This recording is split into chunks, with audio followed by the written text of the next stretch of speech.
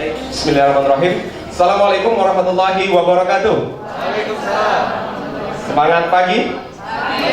Apa kabar semuanya? Sukses. Sukses mulia. Boleh kita ulang sekali lagi? Sukses mulia. Baik. Apa kabar Anda hari ini? Sukses mulia. Beri aplaus dulu dong buat Anda semuanya. Terima kasih. Alhamdulillah, senang sekali hari ini saya bisa berada di antara Bapak Ibu semuanya, orang-orang hebat, orang-orang luar biasa. Yang saya tahu Bapak Ibu pasti punya banyak kesibukan, namun hari ini menyempatkan untuk hadir di sini. Suatu kebanggaan bagi saya pribadi, bisa berkenalan, bertemu, dan nantinya juga mungkin bisa sharing sedikit pengalaman dan hal-hal yang akan kita bahas nantinya. Dan terima kasih juga saya ucapkan kepada teman-teman dari tempat yang telah menyiapkan semuanya. Hari ini sangat luar biasa. Hari ini merupakan hari yang bersejarah bagi kami, beberapa teman-teman, 6 orang ini, dan khususnya bagi saya pribadi. Karena perjalanan menuju hari ini benar-benar sebuah perjalanan yang sangat luar biasa. Kita benar-benar ditempa. Nanti saya akan share sedikit apa yang sudah kita dapatkan selama, kalau saya termasuk orang yang tadi kata Mas Indra agak telat ya. Saya hampir 1 tahun untuk menyelesaikan program ini. Tapi mungkin waktu itu menentukan kualitas juga kali ya. Insya Allah, amin. Terima kasih Bapak Ibu, beri aplaus buat Anda semuanya. Saya ingat sekali guru saya, guru kita semuanya, Bapak Jamil Azaini pernah berpesan, kalau kamu berada di suatu tempat dan di tempat itu banyak orang yang belum kenal kamu, maka tugas kamu pertama kali adalah memperkenalkan diri. Boleh izinkan saya untuk menjalankan amanah guru saya, boleh? Baik, terima kasih. Bapak Ibu, perkenalkan, nama saya Kodrisyah. Gampang ya, singkat, cuma 9 huruf. Orang tua saya bilang ini namanya unik. Kenapa unik? Karena nggak ada satupun huruf yang sama, nggak ada satupun huruf yang diulang. Kira-kira teman-teman Bapak Ibu semua, ada nggak huruf namanya yang namanya itu nggak ada huruf yang diulang? Ada nggak? Nggak ada ya? Nggak ada, berarti benar-benar unik namanya nih ya. Ternyata ada sekitar 40-50 orang di sini nggak ada namanya yang namanya hurufnya itu nggak diulang seperti ini. Dan saya yakin nama Bapak Ibu semuanya adalah nama terbaik yang diberikan oleh orang tua Anda, karena nama itu juga merupakan doa, betul ya? Baik, Bapak Ibu, izinkan saya dengan setulus hati juga mendoakan Bapak Ibu semuanya. Semoga langkah Bapak Ibu dari rumah kemari diikuti oleh Allah Subhanahu Wa Taala sebagai kebaikan yang sangat luar biasa. Amin. Dan semoga apa yang akan nanti kita dapatkan hari ini sampai nanti mungkin sore hari yang mengikuti, semua itu bisa menjadi manfaat terbaik, bukan hanya bagi diri kita pribadi, tapi juga bagi banyak orang di sekitar kita. Karena spiritnya kita yang ada dalam ruangan ini adalah spirit sukses. Sekali lagi, sukses mulia. Kita raih kesuksesan kita sebanyak-banyaknya untuk diri kita, dan kita bagikan kemuliaan itu seluas-luasnya bagi orang yang ada di sekitar kita. Hari ini saya akan sharing sesuatu Bapak Ibu. Namun sebelum itu, izinkan saya untuk kelas balik. Kenapa saya kok tertarik mempelajari ilmu yang namanya ilmu persuasi, ilmu mempengaruhi orang lain. Di tahun 2009, ketika itu selayaknya orang yang menikah, yang berkeluarga pasti menginginkan dikaruniai keturunan, betul Bapak Ibu ya. Di sini banyak ibu-ibu, orang-orang tuanya semuanya. Sampai akhirnya setelah kami menunggu sekian lama, Allah berikan nikmat itu. Istri saya hamil yang pertama. Pada waktu itu tahun 2009, saya bekerja sebagai tukang doorsmir. Kalau di Medan bilangnya doorsmir. Ada yang tahu nggak doorsmir? Cuci motor, iya. Cuci sepeda motor. Saya nyuci, istri saya ngelapin. Romantis kan? Iya. Nggak ada pilihan lain soalnya. Saya nyuci sepeda motor, istri saya ngelapin. Itu kerjaan kita setiap hari. Sampai suatu ketika, biasa kalau ibu hamil tuh pengen sesuatu tuh apa namanya ibu? Ngidam, iya ngidam. Istri saya ngidam, ngidamnya gampang sebenarnya. Dia ngidam bubur kacang hijau. Tahu ya bubur kacang hijau? Pagi-pagi dia bilang sekitar jam-jam segini, sekitar jam 9 gitu. Say, iya panggilannya say. Aku pengen bubur kacang hijau. Oh, bentar ya. Biasanya saya nyimpan uang itu di kaleng bekas biskuit yang bundar warna biru itu. Nggak boleh sebut merek ya, tahu ya tapi ya. Pas dibuka, kelending gitu, bunyi. Bisa ketebak isinya berapa? 3 keping uang 500 rupiah. Jadi saya punya uang berapa Bapak Ibu? 1.500. Padahal waktu itu satu porsi bubur kacang hijau harganya 2.500. Berarti saya kurang berapa? 1.000. Waduh. Saya bongkar tas, saya cari di dompet, saya cari di bawah kursi gitu. Entah kenapa hari itu tiba-tiba Allah hilangkan 1.000 rupiah dari dunia ini. Nggak ketemu. Terus saya bilang sama istri saya bentar ya, kalau ada satu sepeda motor datang, aku cuci, ntar aku langsung beli. Satu kali cuci waktu itu 6.000 rupiah. Ditungguin setengah jam nggak datang, jam 10 nggak ada, jam 11 juga nggak ada. Perut udah mulai bunyi-bunyi, udah mulai keloncongan, udah mulai ngisep-ngisep. Sampai akhirnya jam setengah 12, satu sepeda motor ninja datang. Wah, saya kerjain cepet, selesai, saya dapat berapa? 6.000. Berarti uang saya berapa sekarang? 7.500. Terus saya mikir, ini kalau tak beliin bubur kacang hijau 2.500, sisa uang saya berapa? 5.000. Satu bungkus nasi padang di Medan pada waktu itu harganya sudah 6.000. Uangnya kurang. Saya bilang sama istri saya belai kepalanya, saya praktekin ilmunya ini kayaknya ya, kira ngerayu dia. Gimana kalau kita beli bubur kacang hijaunya besok aja, hari ini kita beli nasi bungkus, kan lumayan 7.500, itu lauknya bisa nambah 1 telur satu. Boleh ya? Udah deh, nggak apa-apa. Akhirnya saya beli, kita makan 1 bungkus berdua, lagi-lagi romantis. Ya. Habis itu udah berlalu begitu saja seperti nggak ada kejadian apa-apa. 1 hari, 2 hari, sampai akhirnya 1 minggu kemudian tiba waktunya untuk check up. Setiap bulan ibu hamil biasanya diperiksa. Alhamdulillah dokternya baik, setiap kami check up itu gratis. Jadi kalau USG itu nggak bayar. Nah, sampai akhirnya giliran istri saya naik di atas tempat tidurnya itu terus diperiksa. Tiba-tiba dokternya bilang, loh, ini bayinya udah meninggal berapa hari di dalam, nggak tumbuh, nggak kembang. Dengan itu saya kayak ditampar katanya. Jangan-jangan gara-gara aku nggak bisa kasih bubur kacang hijau, nggak tumbuh, nggak kembang. Dokternya bilang ini harus segera dikuret, kalau enggak si ibu bahaya, keracunan, harus dioperasi. Besok pagi ini harus dikeluarin. Sambil pulang naik sepeda motor, istri saya udah nangis, saya udah nggak bisa ngapa-ngapain. Sampai rumah ngomong sama keluarga, alhamdulillah keluarga bantu. Akhirnya besok pagi istri saya dikeluarin semuanya. Lalu apa yang terjadi setelah itu? 1 bulan istri saya nggak mau keluar rumah. Males ketemu orang, nanti ditanyain. Kalau lihat iklan Pampers, iklan susu bayi, iklan yang lucu-lucu gitu, kalau lihat dia nangis. Sebagai suami yang baik, kalau melihat istri stres, suaminya makin stres. Sampai akhirnya saya nggak ngerti mau ngapa-ngapain lagi. Saya teringat teman saya di Jogja. Waktu itu saya kuliah di Jogja, Bapak Ibu. Saya telepon dia, saya curhat. Kebetulan teman saya ini praktisi NLP, praktisi hipnosis. Mas, aku mau curhat. Terus dia bilang begini, udah, kamu belajar NLP aja. Ada yang tahu NLP? Mungkin di sini ada beberapa praktisi NLP ya. Kalau nanti belum tahu, kita bisa ngobrol setelah itu. Oh, mengenai NLP, apalagi itu NLP?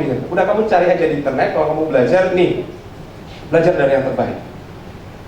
Sehingga akhirnya pada waktu itu saya cari di internet NLP. Oh, ternyata NLP ini banyak digunakan oleh tokoh-tokoh di dunia, Lady Diana, Bill Clinton, dan banyak tokoh besar lainnya menggunakan ilmu ini. Dan saya pengen belajar ilmu ini. Akhirnya saya cari-cari, ternyata biaya untuk belajar NLP itu sangat mahal. Waktu itu bagi saya angka belasan juta itu luar biasa. 2.500 saja kayak gitu, apa belasan juta. Terus saya bilang sama istri saya, kita nggak mungkin gini-gini aja. Hidup kita harus berubah. Pasti ini ada yang salah dengan otak kita nih. Pasti ada yang salah dengan mindset kita ini. Sehingga kita gini-gini aja gitu. Aku mau belajar ini.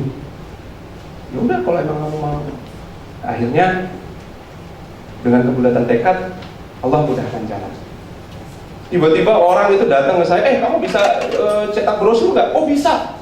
Saya jadi aduhai, agen dunia akhirat. Apapun diagenin Bapak Ibu.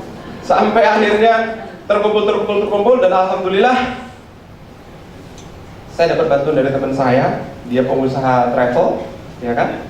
Dia bilang, kamu katanya mau ke Jakarta? Iya benar, saya mau ke Jakarta. Udah ada tiketnya? Belum. Nih, tak kasih PP. Lu bayarnya di mana? Entar aja kalau kamu udah ada duit. Makasih. Sampai akhirnya besoknya mau berangkat, uang yang saya punya itu masih kurang, masih banyak kurangnya. Tapi saya udah terlanjur DP waktu itu. Malam harinya stres. Waduh, gimana nih? Besok mau berangkat. Tiba-tiba teman saya telepon, Di, boleh nggak aku ke rumah? Kenapa? Ada perlu? Biasanya orang kalau malam-malam ada perlu mau ngapain? Pinjam duit, ya. Bener, sama kayak kebiasaan saya dulu juga gitu ya. Dia datang, terus dia bilang begini, ditolonglah aku besok mau hantaran itu ya, mau nikahan, dia mau hantaran, dananya ada tapi aku pakai teman, boleh nggak aku pakai duitmu? Kalau saya bilang saya nggak punya duit, bohong. Ada duit yang saya kumpulin sekian bulan itu untuk training, tapi itu juga masih kurang. Terus saya bilang sama istri saya, udahlah toh tetap kita nggak bisa berangkat, kita kasihin dia aja ya. Ya udah, saya ambil sebagian, saya kasih, dia pulang, saya nggak bisa tidur. Pengen banget udah berbulan-bulan. Sampai akhirnya besoknya pesawat itu jam 4,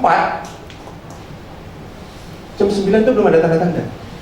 Saya dulu belum pernah ikut training-training kayak gini Bapak Ibu. Beruntung sekali Anda ikut training-training seperti ini. Saya dulu nggak pernah ikut. Jadi kalau saya pikir, waduh kalau trainingnya mahal pasti harus rapi, harus pakai jas. Sehingga saya harus pinjam jas. Saya pinjam jas sama seseorang waktu itu. Dan tiba-tiba jam 12 siang yang punya jas itu datang. Untung kamu belum berangkat. Loh kenapa? Jas yang mana kamu pakai? Jas yang abu-abu. Sini katanya. Saya buka, saya kasihin ke dia. Ternyata di dalam sakunya itu ada amplop. Agak tebal segini amplopnya. Terus dia buka, dia hitung. Hitungnya agak lama. Banyak soalnya. Terus diambil sebagian, set, dikasihnya. Nih, saya belum sempat ngucapin terima kasih, dia udah pergi. Sorry ya, buru-buru. Saya hitung. Ternyata jumlahnya persis 2 kali lipat dari yang saya kasihkan ke teman saya tadi malam. Tahu gitu, tak kasihin semua aja semalam ya. Dan akhirnya itulah yang membuat saya, wah saya berangkat langsung, saya bilang sama istri saya, kita ke bandara, kita berangkat. Dan pada saat itu saya akhirnya belajar yang namanya NLP dari tokoh yang terbaik yang akhirnya menjadi guru saya. Beliau adalah Bapak Roni R yang akhirnya memprogram ulang pikiran saya sehingga hari ini saya bisa berada di sini.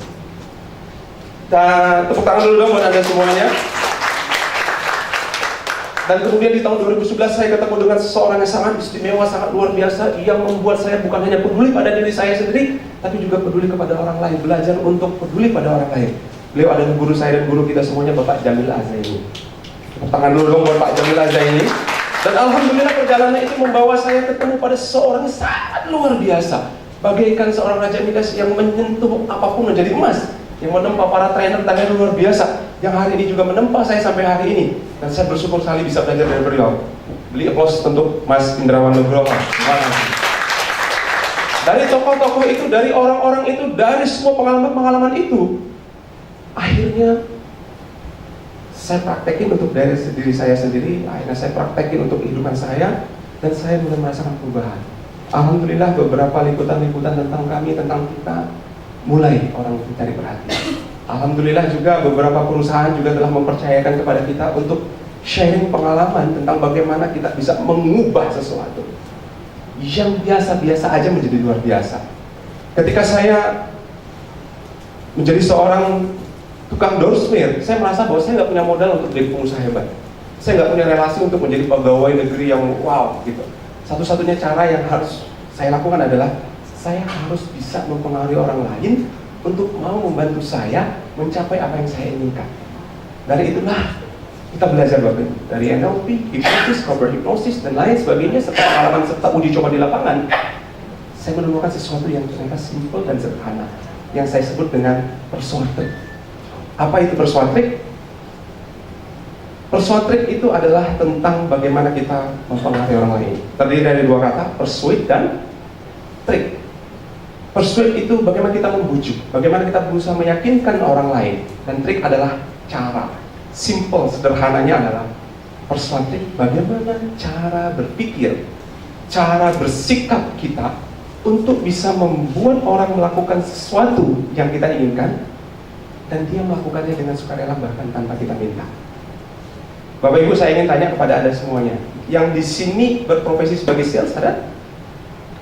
Ada? Nggak ada? Guru, pengusaha, karyawan, orang tua, banyak. Oke. Rata-rata ini supporternya ibu-ibu yang akan tampil berikutnya ya. Baik. Sebagai orang tua, tantangan terberat apa sih sebetulnya yang dihadapi? Anaknya kenapa Ibu? Mempengaruhi anak, meyakinkan anak, mengajak anak, menasihati anak. Betul. Kalau sales kira-kira, ada yang sales, ada owner, ada pimpinan. Kira-kira apa Bu tantangan terberatnya? Menawarkan produk kita menawarkan produk kita kepada orang lain. Intinya sama, menasihati anak, menawarkan produk adalah mempengaruhi orang supaya dia mau mengikuti apa yang kita inginkan, betul?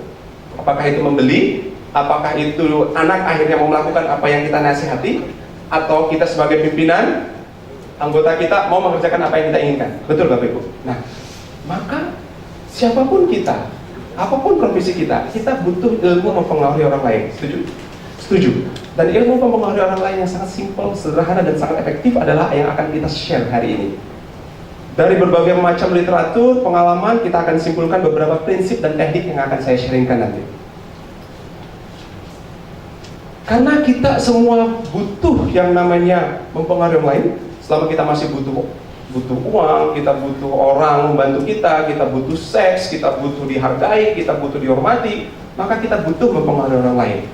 Sehingga sebelum kita mempengaruhi orang lain, kita juga harus tahu dulu nih prinsip-prinsip dasarnya. Bapak Ibu di sini ada yang pernah belajar bela diri? Nggak ada ya? Kira-kira kalau ada orang belajar bela diri itu kira-kira apa sih yang pertama kali dipelajari? Kuda-kuda, apa lagi? Jurus, apa lagi? Kira-kira orang langsung pertama latihan bela diri terus diajarin jurus? Nah, seni olah napas, kuda-kuda. Yang disebutkan tadi jurus, olah napas, kuda-kuda itu adalah teknik. Kuda-kuda teknik berdiri, teknik bernapas, ya? Teknik menendang, teknik memukul. Namun sebelum itu Bapak Ibu, apapun aliran bela dirinya, yang pertama kali diajarkan adalah prinsip saling menghormati. Betul nggak? Kalau beda dari Jepang, Korea biasanya sebelum mulai latihan, hormat dulu. Betul begitu ya? Kalau Cina, kalau silat misalnya, apa yang diajarkan pertama kali? Prinsip. Karena ini merupakan landasan dasar yang kalau Anda menguasai ini, maka teknik nendang, teknik mukul, teknik banting, teknik kuncian itu bisa akan berjalan dengan sangat indah. Begitu juga dalam mempengaruhi orang lain. Banyak orang yang belajar teknik ini, wah, teknik cepat merayu orang, wah, teknik cepat membangun keakraban, bagus, hebat. Tapi dia lupa prinsip dasarnya. Sehingga ketika gagal, aduh, kok nggak berhasil ya, akhirnya stres sendiri. Maka sebelum Anda menguasai teknik-tekniknya, langkah-langkahnya yang nanti akan juga kita akan bahas sama-sama, ada prinsip-prinsip dasar yang akan membuat kita jadi lebih mudah untuk memahami cara-cara mempengaruhi orang lain. Baik, kita langsung saja. Prinsip yang pertama adalah mulailah dari sebuah tujuan yang jelas. Prinsip yang pertama apa Bapak Ibu? Mulailah dari sebuah tujuan yang jelas. Kira-kira kalau kita mau bepergian, kita panggil taksi. Ketika Anda masuk dalam taksi, apa yang pertama kali tanya supir taksi? Mau kemana? Betul. Terus kalau Anda nggak ngerti, saya bilang, udah terserah Anda lah, yang penting bawa saya ke tempat yang enak. Kira-kira supir taksinya bingung nggak? Bingung, ya kan? Terus, karena yaudah, yang penting jalan. Ada jalan. Waktu berjalan, aku berjalan, semuanya berjalan. Tiba-tiba sampai suatu tempat. Terus supir taksinya bilang, Pak, Bu, kita sudah sampai. Ini tempatnya enak banget. Terus Anda lihat, loh, ini tempatnya kok gelap-gelap, remang-remang, nggak jelas kayak gini. Ternyata tempatnya tempat icik-icik. Gitu. Ada protes nggak? Protes, kenapa? Ternyata itu bukan yang Anda inginkan. Bisa disalahkan nggak supir taksinya? Enggak, karena Anda juga nggak punya tujuan yang jelas. Kalau kita nggak punya tujuan jelas, kalau Anda nggak tahu Anda mau kemana, Anda nggak akan pernah sampai kemana-mana. Kalau Anda nggak tahu apa yang ingin Anda capai, Anda nggak akan pernah mendapatkan apa. Begitu juga kalau Anda ingin mempengaruhi orang lain. Anda berangkat dari rumah, mau ketemu prospek, tujuan pertama kali dalam pikiran Anda sudah kebayang belum? Sudah jelas belum? Kalau Anda, yang penting saya ketemu aja, yang penting saya coba sekedar ngisi report aja, yang penting saya ketemu orang, biasanya hasilnya optimal nggak? Maka pastikan dulu apa yang ingin Anda capai ketika Anda ingin bertemu dengan orang lain. Nanti kita akan belajar caranya. Apa sih sebetulnya tujuannya itu gimana sih? Paling simpel adalah kalau saya mau ketemu orang, maka tujuannya adalah emosi apa yang ingin saya munculkan dari dirinya ketika bertemu saya. Nanti detailnya kita akan belajar di langkah-langkahnya. Baik. Kemudian prinsip yang kedua Bapak Ibu. Prinsip yang kedua adalah sebelum Anda mempengaruhi orang lain, bangunlah hubungan baik terlebih dahulu. Bapak Ibu semuanya ada pulpen, ada kertas. Kalaupun tidak ada kertas, tidak ada pulpen, nggak apa-apa. Yuk sama-sama.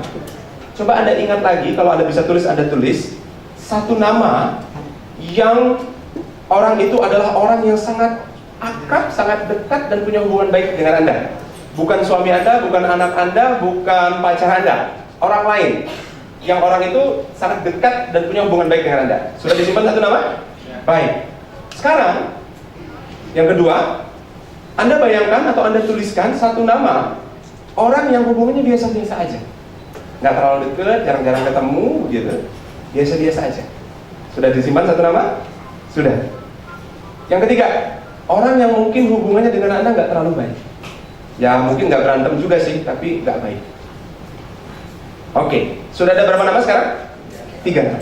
Kalau saya bertanya kepada Anda, ketika Anda membutuhkan sesuatu, ketika Anda perlu sesuatu, ketika Anda perlu bantuan, kira-kira orang mana yang Anda hubungi pertama kali?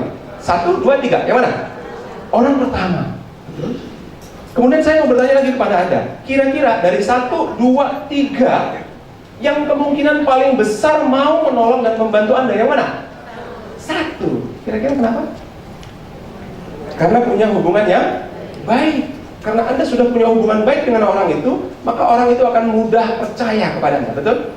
Maka sebelum Anda mempengaruhi orang lain, sebelum Anda membuat orang percaya untuk beli produk Anda, sebelum Anda membuat anak Anda percaya bahwa nasihat orang tua saya itu yang terbaik buat saya, sebelum Anda membuat siswa Anda percaya bahwa guru saya ini ngajarin saya yang benar, maka prinsipnya adalah bangun hubungan yang baik. Prinsip.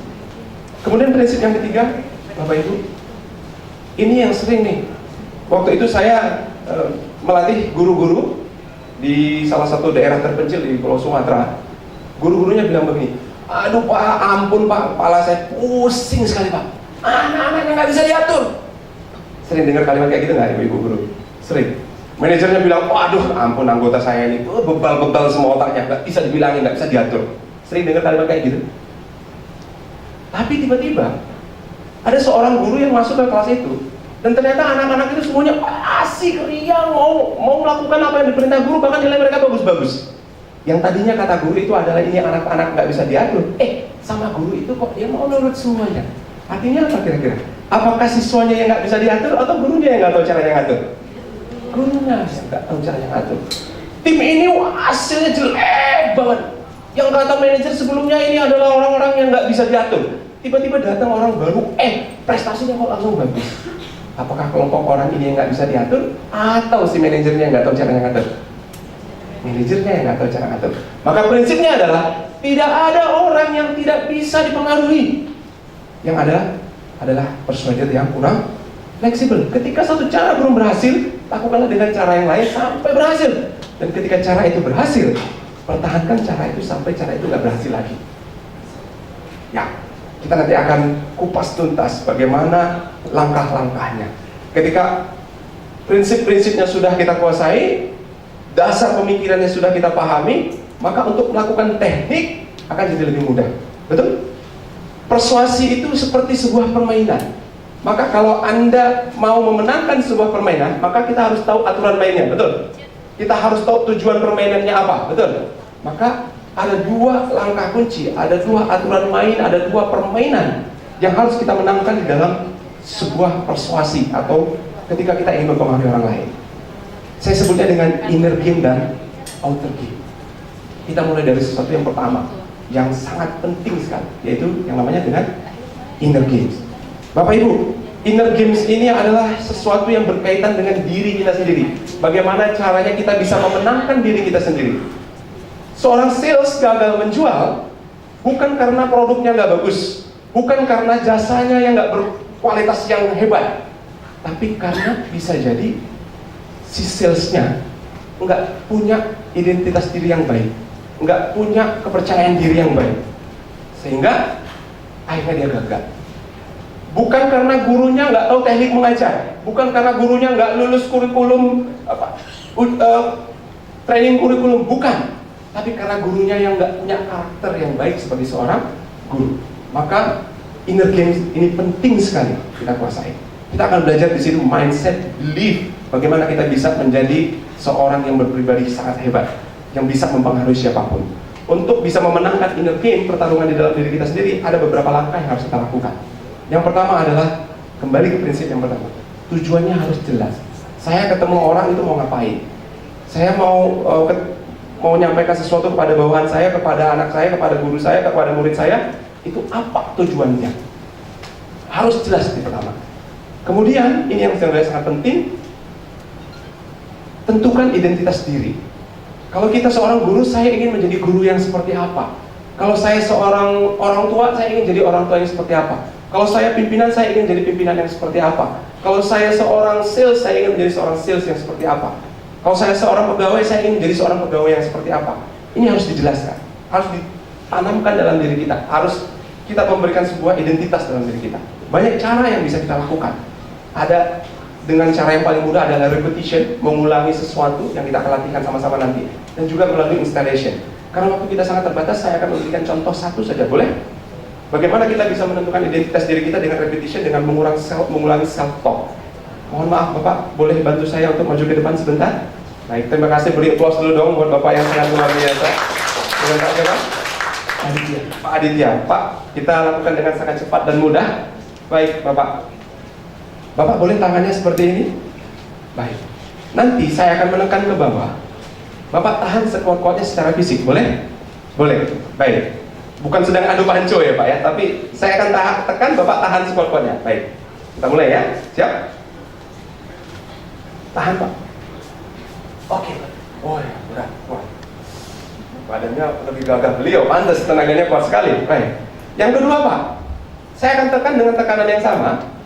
Bapak tahan juga dengan kekuatan yang sama. Oke. Tapi nanti saya akan mengucapkan satu kalimat tertentu. Begitu saya selesai ngomong, Bapak langsung ucapin juga. Boleh? Baik. Boleh angkat lagi Pak? Saya akan tekan dengan kekuatan yang sama, Bapak tahan. Saya akan bicara, siap? Tahan Pak, tahan Pak. Saya malas. Saya malas. Tepuk tangan dulu dong buat beliau. Sebentar Pak. Mendadak langsung set. Nah, sekarang yang ketiga. Bapak nggak perlu ngotot, nggak perlu ngoyo kayak tadi kan ngotot ya Pak ya. Sekarang Bapak santai aja seperti ini. Tangan-tangannya Pak. Ulangi kata-kata yang positif dalam diri Bapak. Terserah, saya semangat, saya kuat, saya ayah yang baik, atau apapun yang positif dalam hati Anda. Boleh? Ulangi terus Pak. Ulangi terus, hayati terus kata-katanya. Semakin positif, semakin kuat. Rasakan energi yang mengalir dalam diri Anda. Kita lihat apa yang terjadi. Tepuk tangan dulu dong buat beliau. Saya mau tanya Pak, yang terakhir dengan yang pertama lebih ngotot yang mana? Yang paling awal ya? Yang paling awal ngotot, tapi ternyata kekuatannya nggak jauh beda ya Pak? Apanya? Kekuatannya yang terakhir dengan yang pertama? Iya. Iya. Padahal beliau relax aja, santai aja, tapi ternyata powernya nggak kalah sama yang ngoyo. Boleh tahu Pak kata-katanya apa? Saya? Ya. Rahasia enggak kan? Enggak. Boleh Pak. Ya, saya seorang pengusaha yang hebat. Saya orang pengusaha yang hebat. Amin. Beri tepuk tangan dulu dong buat beliau. Terima kasih Pak. Amin. Bapak Ibu perhatikan. Yang pertama secara fisik kuat, oke. Yang kedua secara fisik kuat, tapi kata-katanya negatif. Saya malas. Mendadak seluruh saraf-sarafnya, seluruh otot-ototnya juga ikut malas. Bayangin kalau tiap hari Anda ngomong sama diri Anda sendiri, saya orang yang gak berguna, saya sales yang selalu gagal, saya orang tua yang gak. Bayangin apa yang terjadi. Kemudian yang ketiga, beliau mengulang-ulang yang namanya repetisi self-talk yang positif. Saya adalah pengusaha yang hebat, saya adalah pengusaha yang hebat. Dengan cara-cara tertentu yang akan dilatihkan ketika Bapak Ibu ikut training Coach Patrick, kita akan lakukan yang namanya teknik-teknik bagaimana menentukan identitas diri. Masih banyak teknik yang lain yang tentunya kita bisa pelajari sama-sama. Saya berharap waktu ini cukup panjang, tapi nanti masih banyak orang-orang hebat yang akan bicara. Maka saya izinkan saya untuk lanjutkan ke langkah berikutnya. Baik. Yang ketiga adalah bagaimana kita mengakses sumber daya pendukung untuk kita bisa mempengaruhi orang lain. Saat Anda ikut training Coach Patrick, Anda akan belajar bagaimana caranya Anda bisa mengakses semua sumber daya yang ada di dalam diri Anda. Karena sesungguhnya segala sumber daya yang Anda butuhkan untuk meraih kesuksesan sudah ada dalam diri Anda, atau Anda bisa menciptakannya. Anda bisa belajar dari orang lain, Anda bisa mengakses apa yang kehebatan orang lain, Anda bisa mengcopy keunggulan orang lain dengan teknik-teknik yang akan kita pelajari sama-sama nanti di training Coach Patrick. Siapapun Anda, apakah Anda guru, pengusaha hebat, apakah Anda sales, ada pimpinan perusahaan, kita akan belajar sama-sama. Ini adalah bagaimana caranya Anda bisa memenangkan diri Anda. Pertama, Anda harus tahu persis tujuan Anda harus bisa menentukan siapa saya, dan Anda harus bisa mengakses seluruh potensi yang ada di dalam diri Anda. Karena pada sesungguhnya kita semua punya sumber daya untuk sukses. Setelah kita memenangkan pertandingan kita yang pertama tentang diri kita sendiri, maka kita juga harus nih, yang namanya mempengaruhi orang lain, pasti akan berinteraksi dengan orang lain. Nah, outer game adalah saatnya Anda bisa mempengaruhi orang lain, saatnya Anda bisa memenangkan hati orang lain. Langkah-langkahnya sangat sederhana.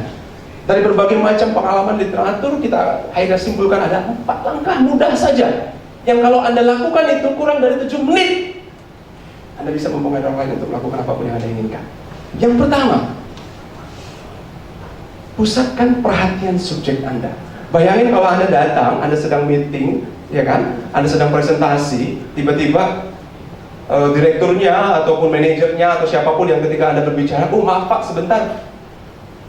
Tiba-tiba dia sibuk mainin handphonenya. Anda lagi ngomong, ngejelasin, tiba-tiba, oh sebentar, sekretarisnya datang, terus dia sibuk nulis. Terus, oke, lanjutin. Ketika Anda ngomong sebentar, tiba-tiba perhatiannya teralihkan kepada yang lain. Kira-kira kemungkinannya Anda deal besar atau kecil? Kenapa? Karena dia nggak fokus. Maka pertama kali yang Anda harus lakukan adalah grab attention. Ambil perhatian orang itu, siapapun. Apakah itu anak Anda, apakah itu karyawan Anda, apakah itu bawahan Anda, ataupun itu klien Anda, prospek Anda, siapapun. Sebelum Anda memulai, bahkan sebelum ngomong apapun, yang pertama Anda lakukan adalah pusatkan perhatian kepada Anda. Banyak cara yang akan kita lakukan nanti sama-sama. Kemudian prinsip yang kedua tadi, ingat Bapak Ibu, jangan buru-buru datang langsung jualan, jangan buru-buru datang langsung perintah sana perintah sini, jangan buru-buru datang langsung suruh sana suruh sini. Bangun hubungan yang baik terlebih dahulu. Karena apa? Hubungan baik ini membuat Anda jadi semakin mudah untuk dapetin apapun yang Anda mau dari orang lain, bahkan tanpa diminta. Kita akan belajar bagaimana cara cepat untuk bisa cepat akrab dengan orang lain. Kita juga nanti akan belajar bagaimana caranya begitu ketemuan pertama orang langsung merasa kayaknya kita udah teman lama aja. Pernah kayak gitu? Pernah. Kalau Anda pernah melakukan itu secara alami, berarti Anda akan bisa seterusnya melakukannya. Kalau seseorang pernah capable melakukan sesuatu, maka dia pasti juga akan bisa melakukan sesuatunya lagi. Hanya tinggal bagaimana caranya, strukturnya, yang kita akan bongkar habis nanti ketika kita belajar sama-sama sesuatu. Dan yang kedua adalah, kalau Anda ketemu orang, sebelum Anda menawarkan sesuatu, sebelum Anda meminta sesuatu, sebelum Anda menyuruh orang untuk melakukan sesuatu, naikkan emosi, turunkan logika. Banyak penelitian yang menyatakan bahwa ternyata keputusan seseorang untuk melakukan sesuatu itu lebih banyak dipengaruhi oleh emosinya daripada logikanya. Betul nggak? Yang sales, boleh Ibu tahu, saya boleh tahu Bu, tadi jualannya produknya apa Ibu? MLM, apa? Oriflame, oke. Sesungguhnya yang dibeli orang itu lipstick kah? Make up kah? Eyeshadow kah? Bukan. Yang dibeli orang itu bukan lipstiknya, bukan eyeshadownya, bukan make upnya, tapi feelingnya, emosinya. Ketika saya pakai lipstick itu, ketika saya pakai produk itu, rasa cantik, rasa seksi, rasa yang diperhatikan, itu yang dibeli orang, betul? Maka apapun yang Anda jual, apapun yang Anda tawarkan kepada orang lain, apapun yang ingin Anda perintahkan kepada orang lain, pastikan itu berkaitan dengan feeling yang akan dia rasakan ketika dia melakukan apa yang Anda perintahkan. Nggak disuruh, dia pasti akan lakukan. Nah, naikkan emosinya, logikanya pasti akan turun. Banyak orang akhirnya keputusan itu bukanlah keputusan-keputusan yang logis, tapi lebih banyak main feeling. Manfaatkanlah kondisi alamiah manusia itu, maka Anda akan mudah untuk mempengaruhi siapapun. Mudah? Gampang ya? Kita masuk ke langkah yang terakhir. Nah, di sini nih, kita akan lebih banyak nanti bermain di sini. Ketika Anda belajar sama-sama, kita akan sharing sama-sama bagaimana Anda bisa memasukkan pesan ke dalam pikiran seseorang secara terselubung. Kenapa harus terselubung? Anda bisa saja membuat orang itu melakukan apa yang Anda mau dengan cara yang lain. Kalau Anda bos, Anda pimpinan, bisa dengan cara diktator. Anda tinggal perintah-perintah, teriak-teriak, bentak-bentak, orang kira-kira mau ikut nggak? Masih mau loh, ya, daripada saya dipecat, betul nggak? Ya kan? Anda teriak-teriak, pakai mata melotot segala kepada anak Anda, kira-kira anaknya mau ngelakuin nggak? Mau. Atau kalau Anda punya badan yang gagah gitu, besar, Anda datang ke tenteng, ya kan? Tusuk orang gitu, todong orang, kira-kira orang mau ngelakuinnya nggak? Mau. Tapi resikonya akan sangat besar. Energi yang Anda keluarkan juga sangat besar. Biaya yang Anda keluarkan juga sangat besar. Kerugian yang mungkin Anda capai juga akan sangat besar. Maka kita akan lakukan dengan cara yang lebih halus, lebih elegan, lebih sopan, dan orang nggak sadar bahwa dia melakukan itu kita yang setir. Dia seolah-olah merasa bahwa ya ini memang atas kemauan saya. Padahal dari awal Anda sudah set. Karena di prinsip yang pertama tadi ada tujuannya udah jelas. Ya. Nanti banyak cara, Bapak Ibu, kita akan bermain di sini pola-pola bahasa hipnotik. Bagaimana Anda bisa menghipnotis orang tanpa dia harus tutup mata.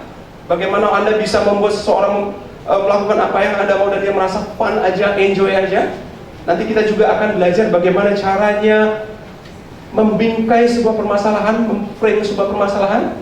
Karena orang bijak mengatakan siapa yang bisa memframe sebuah keadaan, maka dia akan memenangkan sebuah pertandingan, sebuah negosiasi.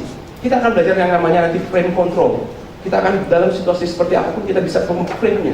Paling gampang begini, karena di sini banyak ibu-ibu orang tua ya.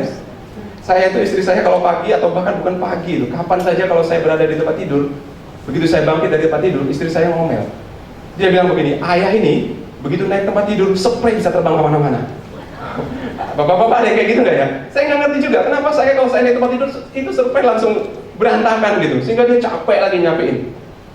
Saya pakai ilmu ini Bapak Ibu, dan akhirnya dia diem aja. Saya bilang begini, Bunda, beruntunglah Bunda bahwa spraynya ini berantakan. Karena kalau spraynya ini rapi terus, itu artinya ayah sedang tidak duduk di sini. Terus dia mikir, oh iya, dan tapi dia jahat daripada di tempat lain, udah deh berantakan deh gitu ya. Nah, itu kita nge-frame Bapak Ibu. Nanti Anda mungkin ada objection, ada penolakan dari klien Anda. Mungkin anak Anda bilang, Ma kan gak gitu, Ma. Ini anak zaman sekarang luar biasa kan? Bagaimana cara ngadepinnya? Kita perlu banyak macam teknik-teknik komunikasi. Bukan hanya verbal, bukan hanya kata-kata, ucapan, kalimat-kalimat yang kita pelajari, tapi bahasa tubuh kita juga akan pelajari. Intonasi suara, gerakan tangan, bagaimana gerakan yang bisa menyihir orang. Bagaimana suara yang bisa membuat orang, oh iya, kita akan belajar di sini. Dan insya Allah nanti Bapak Ibu kita punya waktu yang sangat cukup untuk sama-sama 2 hari kita sharing pengalaman, praktek. Bukan hanya Anda dengerin aja ceramah seperti ini, tapi selama 2 hari ketika ada ikut training Puruswatrik, langsung praktek Bapak Ibu. Bahkan di sesi pertama itu kita sudah praktek bagaimana cara membangkitkan percaya diri, bagaimana menentukan tujuan, bagaimana kita bisa menjadi orang yang akhirnya selalu bisa menancapkan prinsip-prinsip persuasi itu dalam diri kita. Dan kita juga akan praktek ini semuanya. Bagaimana kita caranya bikin orang fokus kepada saya langsung pada tandangan pertama itu gimana caranya? Kita akan belajar sama-sama praktek. Bahkan nanti di hari kedua kita akan praktek keluar. Anda temui orang yang belum Anda kenal sama sekali dan Anda praktekin. Anda udah tentukan tujuannya mau ngapain, Anda ketemu dan kita lihat hasilnya. Apakah Anda bisa mempengaruhinya dalam waktu 7 menit atau tidak? Terima kasih, saya sangat ingin sekali sharing lebih banyak kepada Anda semuanya. Namun waktu yang membatasi kita. Nanti bisa kawan-kawan Bapak Ibu semuanya tetap kita bisa berjalin komunikasi. Bisa kontak saya di 081361613892 atau juga bisa kita bersosialisasi di sosial media. Search aja nanti di Facebook, di Twitter, Kodrisyah, gampang sekali, mudah, cuma 9 huruf dan nggak ada satu huruf yang sama Bapak Ibu ya. Jika Anda ingin mempengaruhi orang lain, jika Anda ingin membuat orang lain melakukan apapun yang Anda inginkan, bahkan dia melakukannya dengan sukarela bahkan tanpa diminta, belajarlah Puruswatrik. Saya Kodrisyah, mohon maaf apabila ada kesalahan. Sampai jumpa di puncak sukses berikutnya. Assalamualaikum warahmatullahi wabarakatuh. Beri tepuk tangan yang paling meriah untuk Anda semuanya. Terima kasih.